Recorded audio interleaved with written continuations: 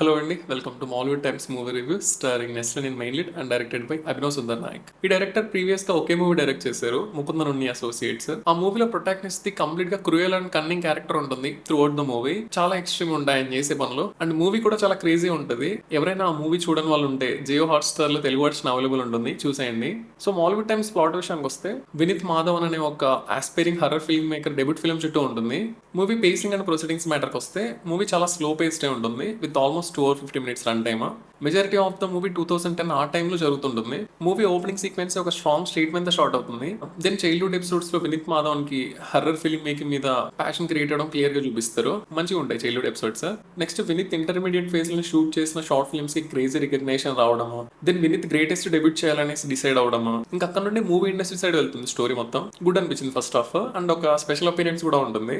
Second half వచ్చేసి dark side of movie industry గురించి ఉంటుంది. కొన్ని పార్ట్స్ రిపీటెడ్ గా అనిపిస్తాయి, but movie ends with decent climax. So movie overall ఎలా ఉందంటే ఓకే, బానే ఉంది, బట్ కంప్లీట్ సాటిస్ఫాక్షన్ అయితే లేదు నాకు. మూవీ పాజిటివ్స్ విషయానికి వస్తే, ఫస్ట్ వన్ రేటింగ్ అండి. ఇప్పటి వరకు చాలా మూవీస్ లో cinema industry reality, film makers struggles గురించి చూపించారు. బట్ మాలీవుడ్ టైమ్స్ ఎక్కడ డిఫరెంట్ అవుతుందంటే, అప్ టు ఒక ఫేజ్ వరకు మూవీలు అన్ని గుడ్డే ఉంటాయి, బట్ తర్వాత లక్ ఫ్యాక్టర్ అండ్ డెస్టినీ ఎలా లైఫ్ ని అప్ సైడ్ డౌన్ చేస్తాయి అనే దగ్గర డిఫరెన్స్ ఉంటుంది. చాలా మంచిగా రాసుకున్నారు.